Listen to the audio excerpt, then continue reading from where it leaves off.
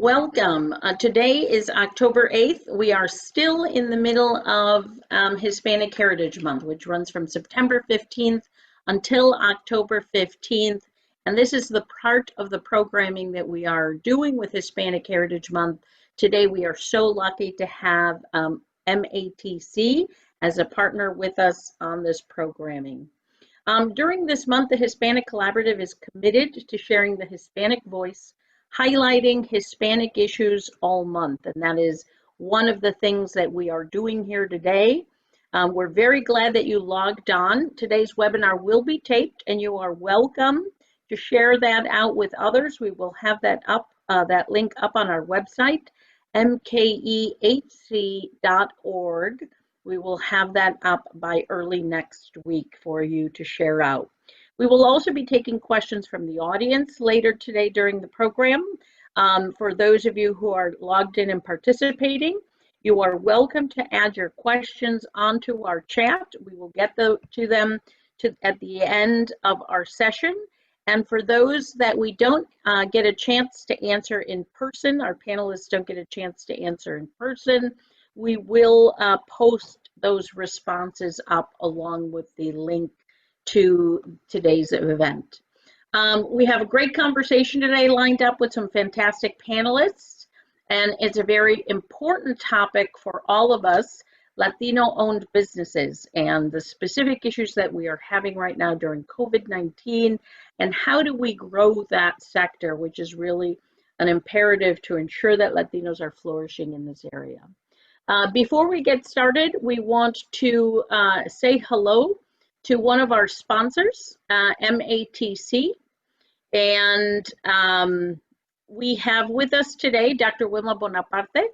She has served the Milwaukee Area Technical College for over 20 years and is currently the executive director of their Mequon campus. Dr. Bonaparte was MATC's district-wide director of bilingual and basic skills programs until 1993, and then she served as an associate dean in multiple roles from 90 to 2012.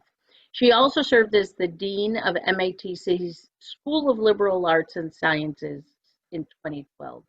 Dr. Bonaparte holds a doctorate of education from the University of Massachusetts, Boston, a certificate in leadership from Harvard University's Institute for Educational Management, a Master's of Education from Penn State University, and a Bachelor of Arts from the University of Puerto Rico. So thank you so much. We are so happy to have you here today with us, Dr. Bonaparte. Gracias, Nancy. Buenas tardes a todos. On behalf of MATC President Dr. Vicky Martins, thank you so much for joining us this afternoon. It is a great honor for us to collaborate with the Hispanic Collaborative and the MATC Diversity and Equity and Inclusion Committee. MATC is invested in the open mobility, wealth, and well-being of the entire community by helping people improve their life through education and training. Hispanic students are a big part of our students and our faculty and help us live our mission. We are happy to help bring this important discussion to the forefront during Hispanic Heritage Month. So thank you so much, and I hope that you enjoy this great discussion. Thank you so much, Dr. Bonaparte, and thank you to MATC. MATC is the home of many of our higher education Latino students. The role that you play in the community and your commitment to the community is a wonderful partnership, not just today, but an ongoing. So we are excited to also bring you another fun webinar next week. And that webinar will be more social in nature. It's called Hora Feliz, and it is on Tuesday, October 13th at 5:30. You can see, we'll talk about that a little later today, but you will also be able to find information on our website. So for today, let's meet our panelists. Our first panelist that we want to introduce you today is Lily Alvarado. Lily works for WIBIC, Wisconsin Women's Business Initiative Corporation, and she is the program manager for bilingual education programming and outreach.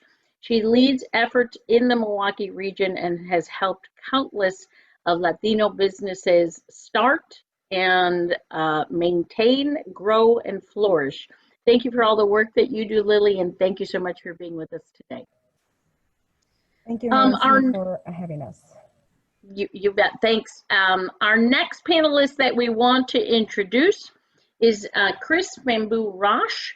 Chris is the Director of Strategic Partnerships and Government Relations with 16th Street Community Health Center.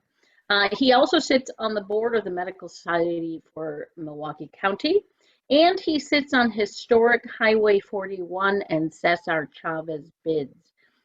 He is in the heart of the Latino community every day with his work and 16th Street Health Center. Welcome so much. Thank you for joining us today, Chris. Thanks, Nancy, and welcome, everyone. Great to see you all. The next person that we would like to introduce, our next panelist, is Teresa Mercado. Teresa is the Executive Director of just a small festival that occurs every year, Mexican Fiesta. Brings over 80,000 visitors into the city every year.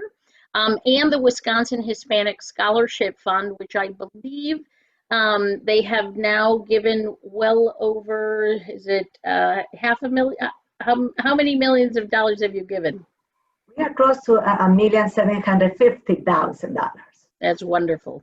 So they have given that much in scholarships over the lifetime of that event. But we're happy to have her here to talk about the business side, which isn't something that we often talk about when we think about Mexican Fiesta. She has been at the helm of that organization for over 28 years. Thank you so much for joining us, Teresa. Thank you for having me. And the last panelist, but certainly not least, that we want to talk about and introduce today is Andrea Mendez-Barrutia. Andrea, as many of you know, has been a business owner and leader in the community with mivoz.com. Even though she hails to us by way of Texas, which is her home state, she is a tried and true Milwaukeean and very committed to this region, as she has shown us through her business. She currently is the Director of Community Engagements, full disclosure, with the Hispanic Collaborative. Thank you for joining us today, Andrea. Thanks, Nancy. So with that, we are going to get started, and we will throw out our first question. So our first question is, we're going to direct it for you, Lily. So WIBIC was successful, we know, in getting a $50,000 grant from the Zilber Foundation during this pandemic. Specifically, that grant was to assist Latino-owned businesses as a big part of that.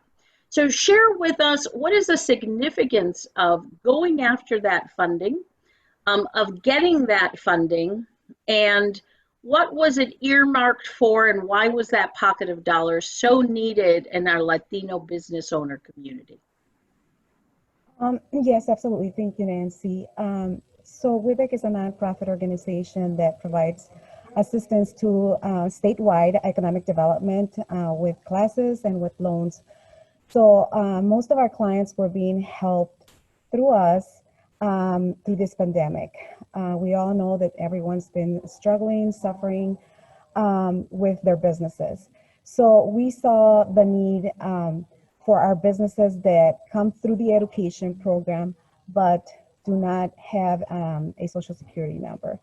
So that's when I kind of saw the need that there was these businesses that work with an ITIN number and were not being helped. They were not being they couldn't apply for any of the reliefs programs that were out there through the SBA, like the PPP loan or the EIDL program. So that's when we went after this fund, and we were able to get it. So this fund was specifically for businesses that operate with an ITIN number. and there's so many of them that we were able to help many of these businesses through that, you know, they're vulnerable and they were struggling through the pandemic. Thank you so much, Lily. So one of the things that I know from the looking at nationwide research as well as research that the Hispanic Collaborative is doing right now, you know, it really surprised me, of all of our Latino-owned businesses, 60% of them are owned by immigrants. It surprises me and it doesn't surprise me. That's a big number, but certainly knowing our immigrant community and our immigrant roots and the hard work and entrepreneurial spirit that goes along with it, it doesn't surprise us. But certainly one of the numbers that we are seeing is about 40% of our overall Latino-owned businesses, which is going to be a subsegment of that, of the immigrant community, then are functioning their businesses with an ITIN number. So thank you so much for that and for going after that funding. We're going to come back to you in just a second.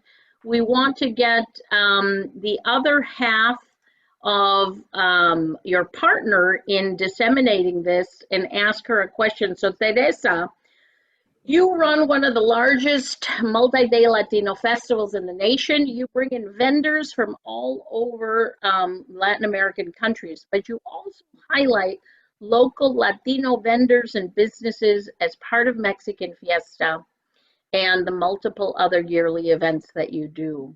When COVID-19 hit, what were you hearing from our local Latino businesses? And how did this fund of $50,000 that you and WIBIC helped deploy assist with the issues that you were hearing from them? Thank you, Nancy. As you mentioned before, Mexican Fiesta has been one of the largest Latino festivals in the nation that provides a great opportunity to local businesses to promote their services and products to more than 85,000 potential customers over the course of the 3-day festival. For many, many businesses, Mexican Fiesta represents their main source of income to cover major expenses and to secure few months of operation. When COVID-19 hit us, it forced Mexican Fiesta to cancel. This situation impact the organization, but also affect hundreds of businesses, local businesses that participate in Mexican Fiesta, but in all of the industries that somehow are involved as in Mexican Fiesta, business, such the entertainment industry, hotel industry, retail, restaurants, employee opportunities, and many others. Vendors were very, very concerned about our decision, but at the same time, they understood that safety was our priority. Their main concern was, first, their financial stability, and second, how to be prepared for something unknown that involves more expenses and less income. And just working with WIBIC, it was very, I was very pleased, the excitement of the many local businesses, and by just making the analysis of that data that Lily shared with me, I'm very pleased to share that probably 90%, Lily, please correct me if I'm wrong, that they're were from the zip code 53204 and 53215, which is the heart of our community. And again, I think I was very pleased to see that number. And this grant it was a great relief for the financial situation. And most of the companies I work with, to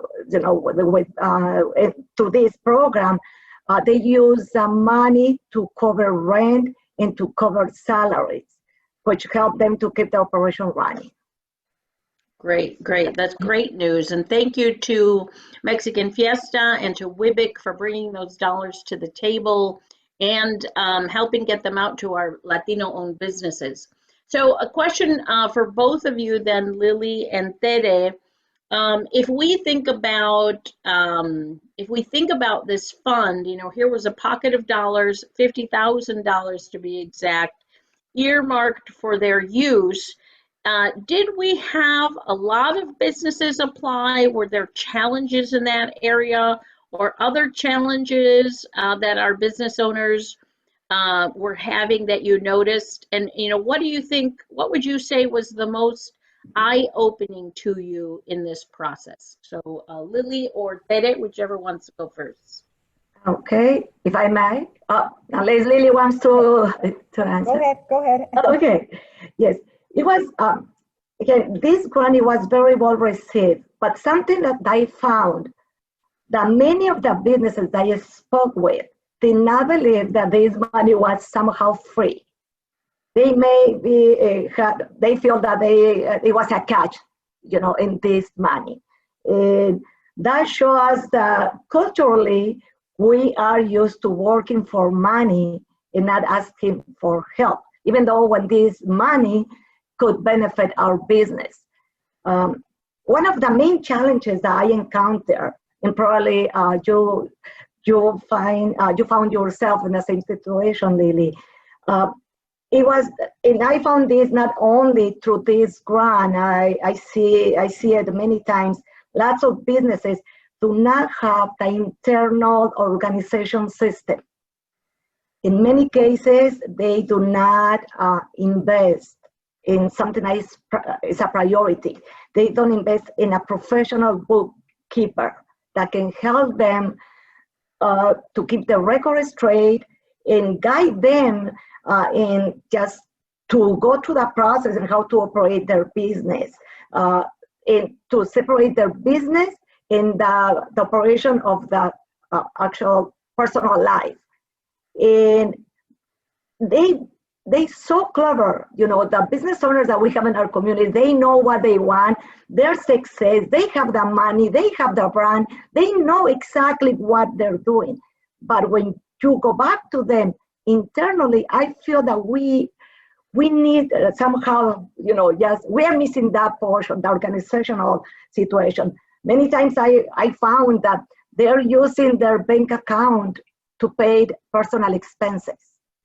Right there, you can see, okay, it's good that you have the money there, but I think they need to really understand that they need help just to organize themselves in their business to do better, to do much better, because they're doing very well.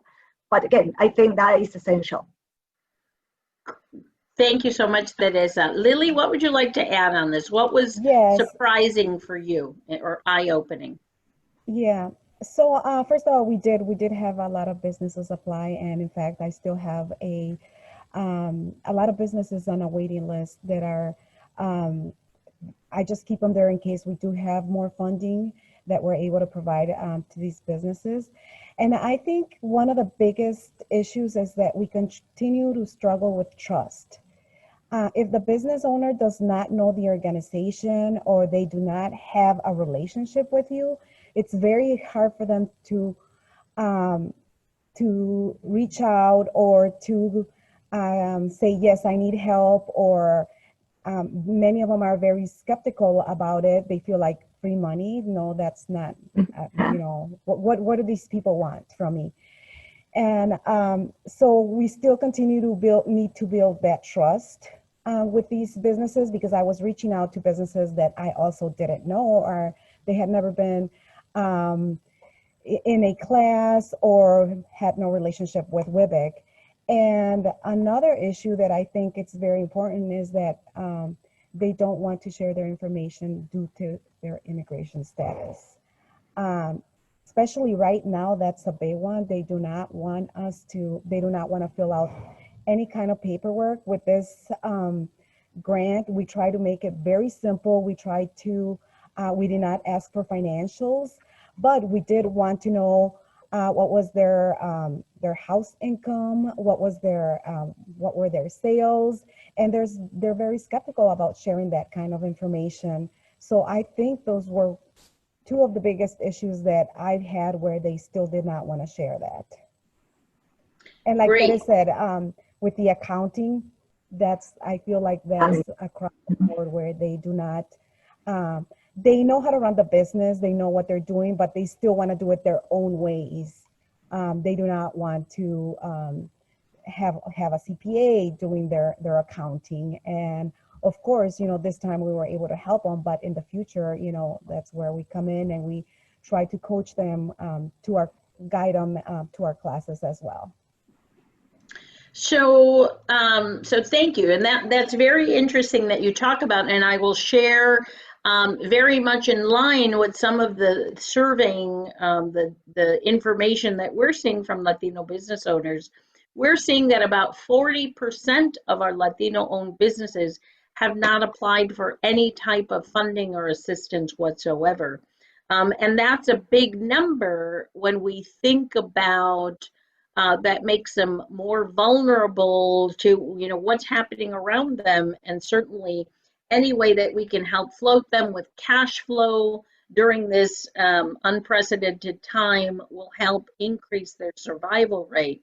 So to both of you then, both of you talked about that the cultural challenge of helping them understand, yeah, this is free money in and of it, if they want to look at it that way, but it's also money that the broader economy is willing to invest in them because we value them as a business in our neighborhoods and our communities and the role that they play. What do you think that we need to do to help address that trust issue? How can we assist in that situation? Because I'd love to see more Latino-owned businesses take advantage of the financial and programmatic resources that are out there to help them grow. Okay. I think this situation, we understand that culturally, we are like that, but it's a time to change, because in many situations, I feel that this way to operate is putting the businesses in risk in not qualifying for loans, grants, or limits their business to grow. And that is not good for anybody. I think we need to bring sources that can teach them how to trust in the system. But also, I feel that is very, very important. First, I believe that our government should pay attention to this sector, because economy, as you know, in population growth of the state is due to the growth of the Hispanic community in both population and economy. I believe that the lack of representation in different economic sectors does not allow us to participate and feel the services that we provide are important to economy. And I think is one of the main reasons also that we don't feel that we can go and ask for a loan or just to be part of the economic programs that they're out there that can benefit their businesses. We feel that there is not an incentive that led us to demand the same opportunity that other non-Hispanic businesses have when it comes to permits, contracts, and many other opportunities. Awesome, wonderful. Lily, what can you add to that? What about you? What's needed here? What do we need to do? Yeah, I think we need to continue reaching out to businesses one-on-one, and also, word of mouth, because in our community, that's what it works. If I tell someone about this program, then that person tells somebody else. And then I also think that maybe with the businesses that we have helped, how can they help us spread the word? Like that's one of my strategies that I've done, where I actually ask my clients to have flyers, business cards, not only of WIBIC, but other organizations that are there to help the community. And I think that's one of the things that has helped, because once that client is with you, they're going to tell everybody that, you know, go to Lily. You know, now I'm getting calls where it's like, okay, you know, from Vermona or somewhere out there in Wisconsin, where, you know, they'll call me and say, somebody gave me your number and said that you would be able to help me. So I think word of mouth. And I also think that building capacity of business owners, like unrelated to phone training. For example, that was one of the things that we have found, that many of the small business owners use their phones as primary source of their business, yet they do not know the full capacity of this smartphone. So what we're trying to do is have, in certain corridors, have small businesses come to a class, and we got to cater to them. So if they can do it in the morning, we're going to be there in the morning. 5 business owners, show them how to use their phone. If they can do it at 6 o'clock, okay, we need to have this at 6 o'clock. But now they can't say that, you know, I couldn't do it because of X, Y, or Z. And we're actually doing these classes for them. So a lot of them do not know how to use technology at all, and they feel intimidated because of that. So we found out, yes, you can still use your phone. This is the capacity, but we need to show them the capacity of their phone. Wonderful. I could have used that earlier today when I was trying to figure out how to upload a file from my phone. So I'm going to sign up for that class. Lily, 2 quick questions for you. One, if somebody wanted to get some information to participate in those classes, where could they get information on that? Yes, they can go on our website, and I will go ahead and also put my phone number here, just so if anyone wants to get in contact with me, I would be able to give them more information one-on-one.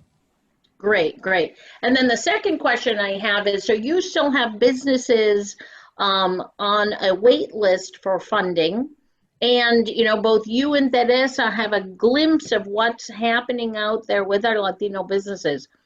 If you could wave a magic wand, how much more money do you feel is needed out there? Would you need is it another $50,000 pool? Is it more? I mean, what do we really, in your estimation, need to attack this issue?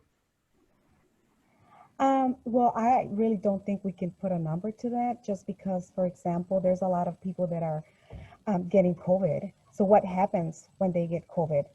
The business is closed. You know, it could be for a week, it could be 2 weeks, it could be months, you know. So in this case, these are the clients that really need the help. Can we help them out with $5,000, you know, $7,000? You know, yeah, we can. But I don't say, you know, if we put a number that's gonna take care of all the problems. It's really not, you know. But does it help? Yes, any kind of money helps. Any kind of grants, it's helpful for our business owners. Yes. Right. Tere? Yes, I echo what Lily mentioned. It's urgent to bring more money, more funding to the Hispanic community. It's hard to put a number, but what I can tell you by working very close with them, that right now the need is bigger than before, because now they don't have any reserve money that in one point they may have. Now they're running out of money. We can provide $2,000 to everyone. We can provide $5,000, just put a number. But by the end of the day, they won't be able to keep up with the salaries. They won't be able to keep up with the utilities bills. But the fact that we need more funding, that is a reality. And again, I mentioned before, it's urgent just to work with the government and make them to understand how crucial is to support the Hispanic business community. And in my opinion, they should not pay attention if they have social security number or not. Bottom line, they're facilitating the job of the government by creating jobs, by bringing services to the community.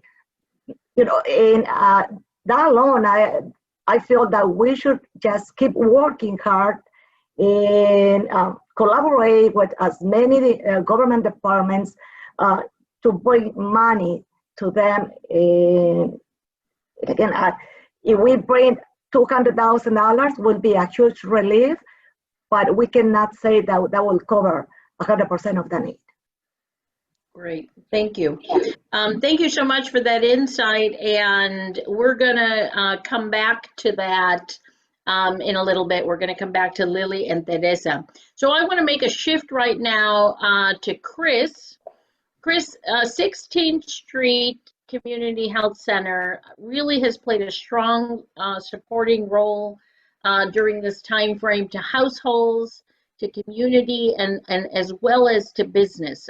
I know that your team provided materials, education, one-on-one support to many businesses in several of the key economic corridors in our Latino community.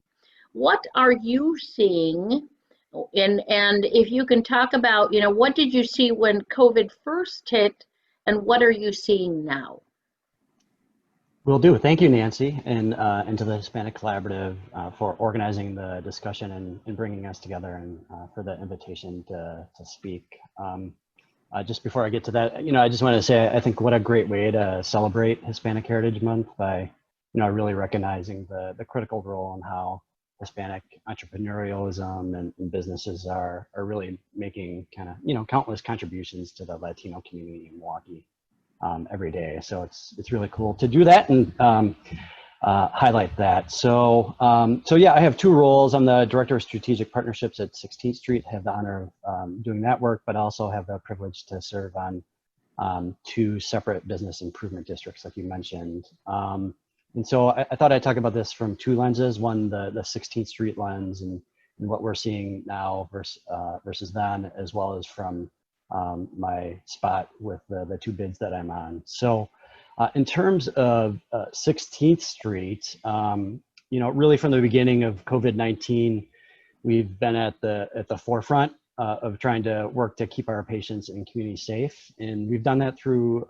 a number of ways. One, I would say, first starts by having a robust COVID-19 testing program. And we're at the point now where we've done over 14 tests. And unfortunately, we've had over 4,000 positives, or over 27% of those tests have come back positive. So we've been busy trying to mitigate the spread and get people back to health, back to their work, back to their businesses, all the while continuing operations and doing the normal care and services for the patients that we serve.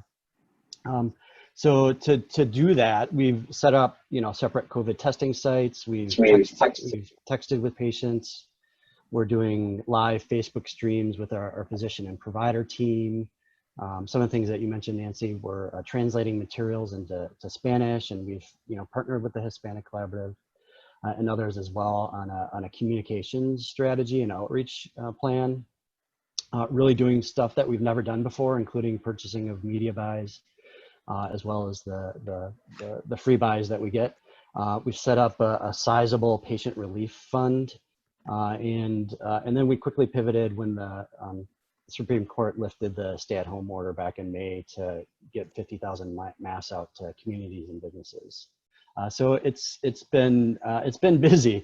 I would say in terms of what we saw then versus now is really, it's the way in which people are contracting COVID-19 seems different. I would say I admittedly don't have all the data on this, but early on, what I saw in terms of our data, as well as data from UW-Milwaukee, suggested that the type of work that Latinos are doing in the essential services, food production, manufacturing, retail, restaurants, was really driving the spread. So that you know, so the essential work that the Latino community is doing really put the community at risk, particularly early on when, you know, we weren't all wearing masks in the workplaces. That's certainly changed now. I think that's probably different and changed now, and it's really more of the gatherings that are driving the spread today. And then in terms of my role from the bids, I would say, you know, Hispanic-owned businesses have been particularly hit hard And I think that's largely a reflection of the fact that even before COVID-19, they faced really systemic issues. And those being the lack of access to capital, they had less cash on hand, they were disproportionately small.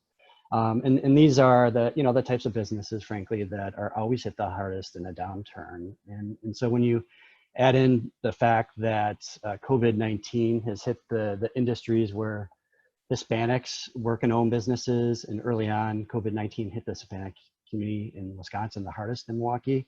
And you have, really a recipe for some really tough times. And then on top of that, mentioning kind of some of the things that Teresa and Lily mentioned is that, Hispanic businesses were the least prepared to take advantage of the resources that were made available across the banking and financial world. They were unprepared to get themselves ready for the funds.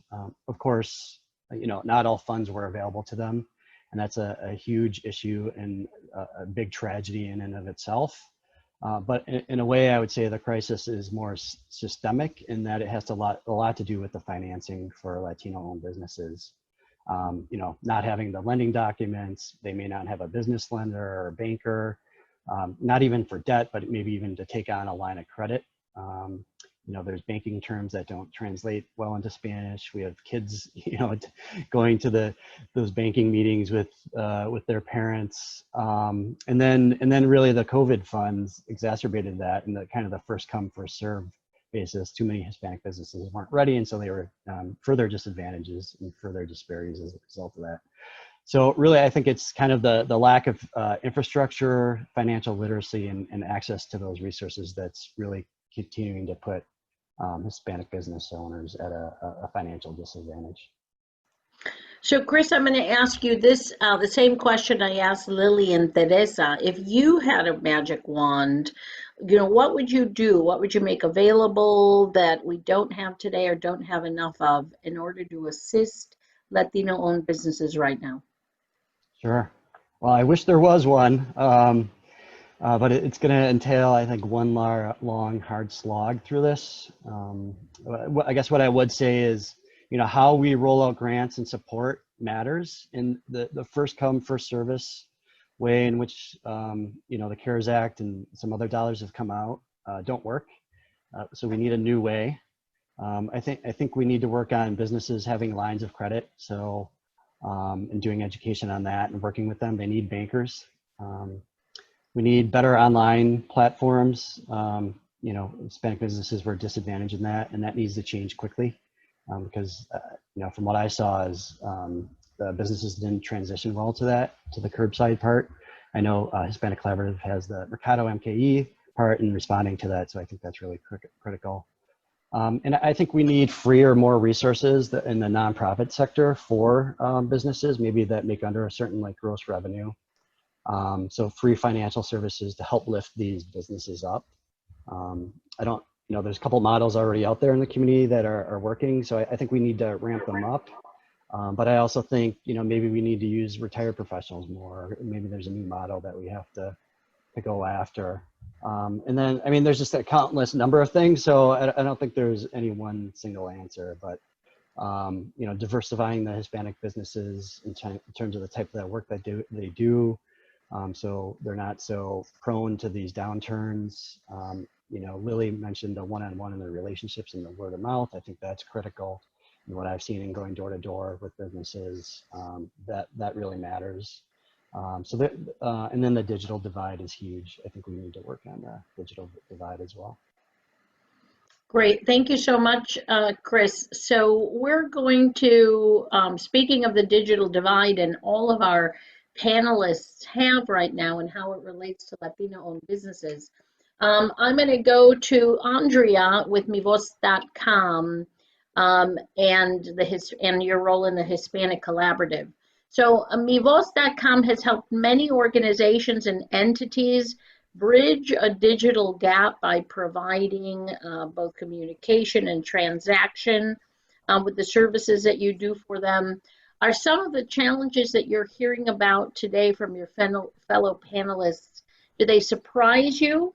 And how important is digital literacy for a business in today's COVID-19 world, or even as we think about moving past this when we do in a post-COVID-19 world. So if you can talk with us a little bit about that, and maybe even take a quick step back for the benefit of everybody on the call, what do we actually really mean by digital literacy? So give them an example of how that helps businesses and business owners. Hi, everyone. Yeah, just to give everyone a little bit of context about my background and MiVoz.com. I launched MiVoz.com exactly 10 years ago, this Hispanic Heritage Month. So it is another baby of mine, if you will. It was created as a social entrepreneurial business to provide free and low-cost event management services to Latino nonprofits in the area. So since then, fast forward 10 years later, digital platforms have literally changed our lives, whether it's finding information in a Facebook group, to being able to have groceries picked up or delivered to your home, or even thinking about an app like Class Dojo, which many schools use. So COVID-19 has accelerated how consumers and customers seek out the products and services that they want and need. And so the challenges that I'm hearing aren't surprising.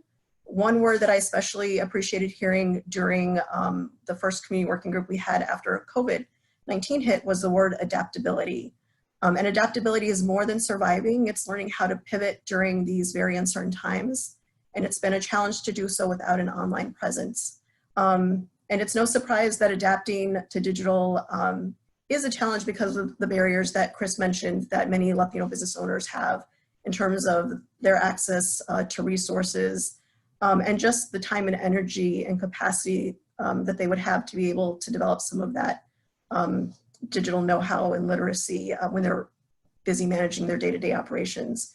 So we did we're doing a community research project through the end of the year, and we're specifically looking into the economic impact of COVID-19 on individuals and businesses, and some of the preliminary feedback that we got show that 70% of Latino business owners don't have a website for their businesses, and less than 10% have a website with e-commerce.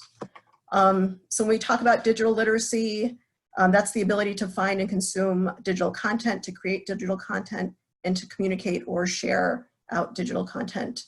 So examples of this for a business would be, emailing a newsletter to customers, or having an Instagram profile where you can showcase your products or services, having a website where you can just list out what you have, and really, creating and controlling what your online presence is, as well as, being able to sell your products and goods online, or even creating an online shop on a marketplace like Etsy. So the acceleration of digital has created an opportunity for Latino businesses to diversify their sales into online and increase their chances of adaptability. So very important. It's a big challenge. And yes, the Hispanic Collaborative is working on Mercado MKE, which is going to be a marketplace specifically for Latino-owned businesses. We're doing it in partnership with organizations like WIBIC, Mexican Fiesta, and the SBDC. And our goal is to create, basically to build the comfort and confidence to get onto an online platform and really create a low-risk entry to e-commerce and help begin those online sales.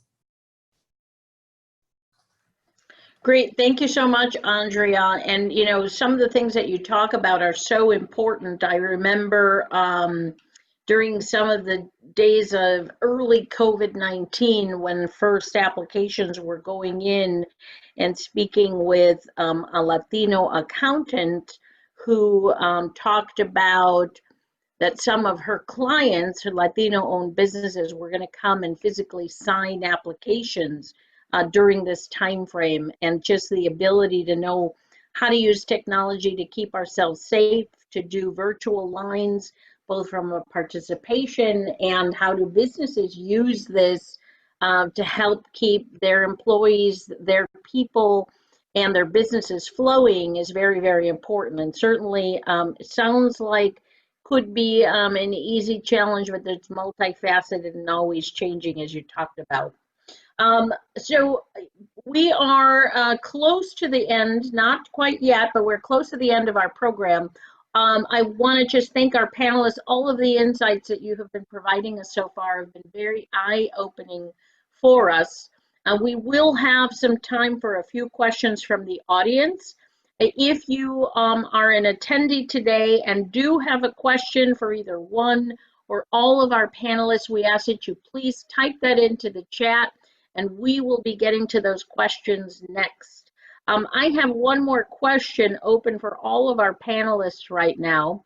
Milwaukee ranks dead last among our peer cities for Latino-owned businesses. So out of 50 cities, 50 of that, we rank 50th. We are on the bottom of that list. If we wanted to double the number of Latino-owned businesses that we have in 5 years, big task. But if we wanted to do that, what do we need to do? What, in your opinion, do we have enough entrepreneurs that we could make that happen? And if so, then what is our limiter in order to achieve doubling? So I'll open that up to the panel. Who wants to respond first? I can go first. I definitely think that we are going through very critical times. However, there is a lot of clients that are interested in opening up a business at this time.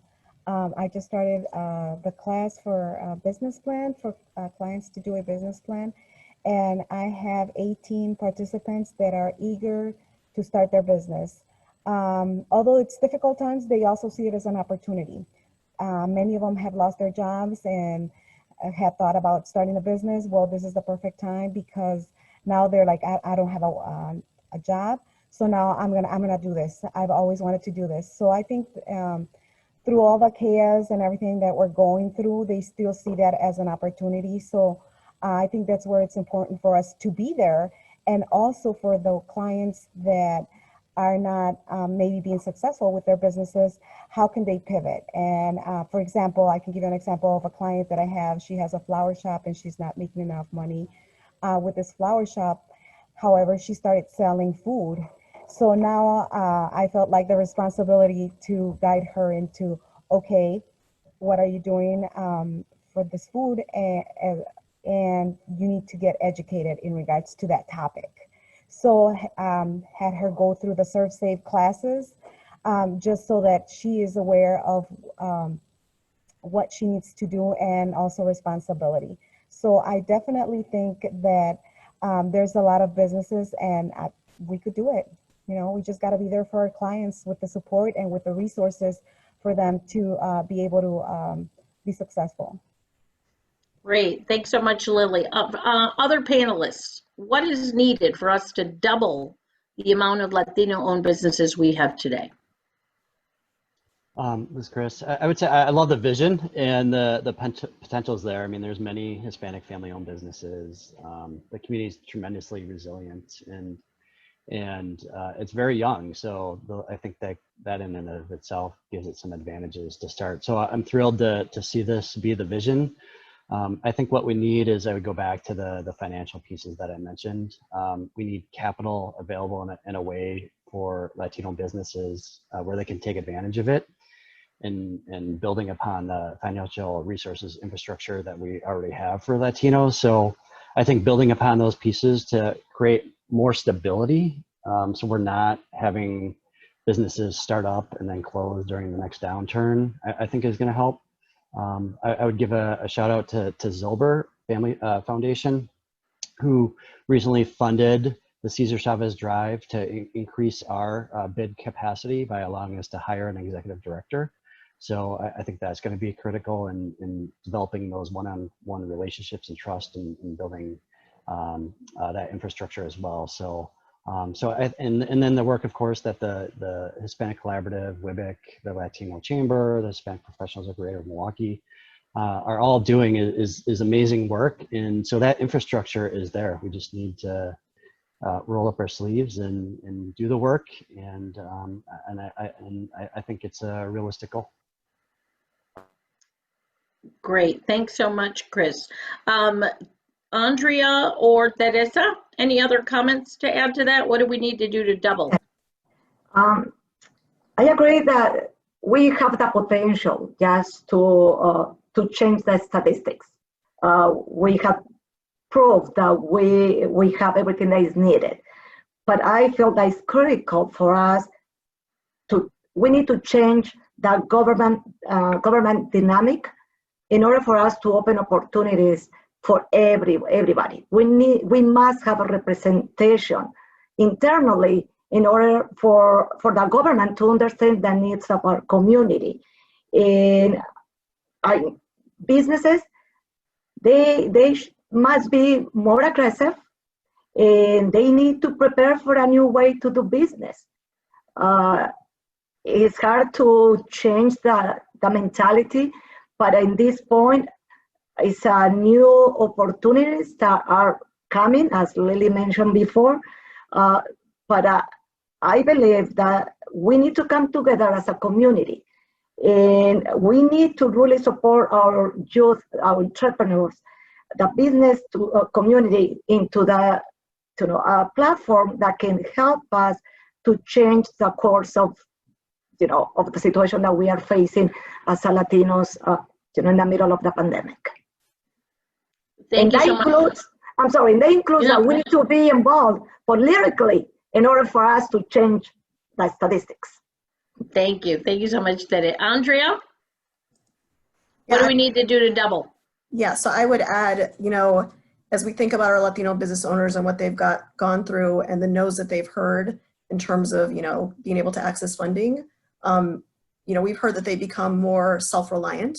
And so I think the part that Lily mentioned about trust is key. We need to continue to build that trust and make sure that they know what all the resources are so that they can have access to them and that they will be hopefully willing to seek them out.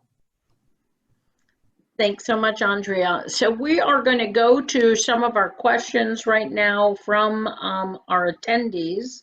So the first question that we have is related to what we talked about with Mercado MKE and the online platform for businesses. And maybe, Andrea, you could get us started in here in this question, but some of the others can chime in. So the question is, it sounds like a great idea, but are we going to have the same cultural challenges in getting businesses to take advantage of the opportunity to have an online presence, and what can we do about that? So Andrea, do you want to get us started, and then maybe some of the others can chime in? So Nancy, you're asking, are there going to be cultural challenges to getting them to use the platform? Yes, the business owners, yeah. Yes, so Mercado MKE is brand new, right? So it's like you first of all have to visualize this online marketplace for Latino business owners locally, which hasn't been done before. So it's definitely a challenge in the sense that, again, business owners are busy managing their day-to-day operations. It's free, which means people might view it as that's too good to be true. But it's well supported by community organizations. And so, it's important for us to continue to encourage Latino business owners to try to take advantage of this opportunity. We are providing an account coordinator who is going to be working directly with these business owners to make sure that they are comfortable and confident with the process of getting them onto the marketplace and then managing their online shop operations. And that's possible because of, again, the support that we have from community organizations. So yes, there will be challenges. Yes, this is also a big opportunity. And so I think the more that we work together to make sure that this is a successful marketplace, and not just within our Latino community, but that we share it with the greater Milwaukee area so that people don't just shop local, but they shop local Latino. I think that's really important. I like that, shopping local Latino. So Lily or Teresa or Chris, some of the businesses that you work with, do you see any challenges in getting business owners to take advantage of Mercado MKE? What do we need to keep our eyes open about this? Okay, I can go first. Since we start this project, I love the idea in bringing an online platform to those businesses that they just don't have it. we start just calling our own database, our business.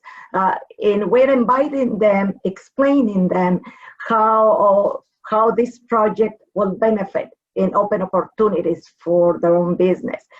But it's taking longer than I was expecting. Really, we are having a one-on-one conversation, and it's not just one phone call explaining, okay, this is a free service that you will be able just to jump into the online opportunity. No, that really require more than one conversation, because as we said before, if they don't have the organization, internal organization, it's very hard for them to see their businesses in another level.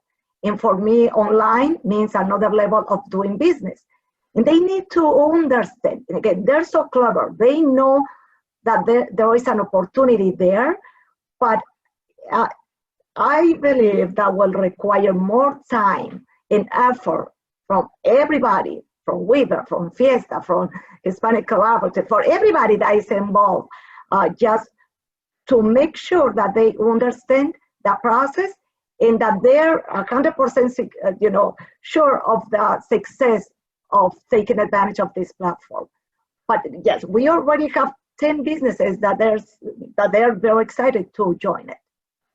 That's awesome to hear. Lily and Chris, anything you want to add? No, like I just think, yeah, it's going to be difficult for our businesses, but I think also it's an opportunity for them to grow. And once they are successful with that, I think that's a great example for other business owners to see what the benefits are to be on a platform like that. So I think, with that comes growth. When they feel uncomfortable, where, they're comfortable with what they're doing, but with that comes growth, and they can help us to promote it and also have others want to join that platform. Well, more to come on that. We will continue as a Hispanic Collaborative to keep you updated on that, and hopefully we hope to bring you at your fingertips through your smartphones the ability to order many more gifts and from many more Latino restaurants available in our region. I want to thank you. Have spent an hour with us, believe it or not, or just about 59 minutes as we close out here. Thank you so much to all of our panelists today, Teresa, Andrea, Chris, and Lily, for sharing your insights and for doing what you are doing to address the upward mobility and the entrepreneurial community here in our Latino community, especially during these trying times. We are going to go to our friends at MATC, our partners in putting this together. Before I do so, please consider joining us on Tuesday, October 13th for our Hora Feliz. We will be playing Loteria, 3 games of Loteria. We have some entertainment lined up for you. We will be having a grito contest and a trivia contest about how well we might know our own Latino cultures.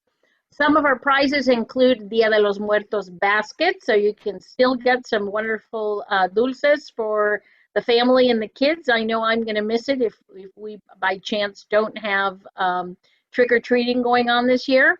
We'll be giving away some subscriptions, yearly subscriptions to Disney Plus, as well as a Thanksgiving dinner that for 10 that you won't have to cook. So be safe, be happy from the Hispanic Collaborative during Hispanic Heritage Month. And I'm going to give you back to Dr. Bonaparte with MATC to close us out. Gracias, Nancy. We thank our viewers for helping us celebrate the Hispanic Heritage Month and for being with us for this important conversation. As we can see, the role of the Latino-owned business is important for our economy, not only for Latinos, but for all of us. Historically, small businesses have been the backbone of America, and that means that our nation's Spain continue to benefit from our Latinos' talents, effort, dedication, and most importantly, our hard work. We just need a way to straighten and provide the resources. particularly during this pandemic and after this pandemic, not only here in Milwaukee, state, and nationwide. Hopefully, collectively, we can lift each other. After all, like Andrea said, our last name comes with the resilient adjective. So I wish you a great week and be safe and safety. Thank you so much and have a great afternoon.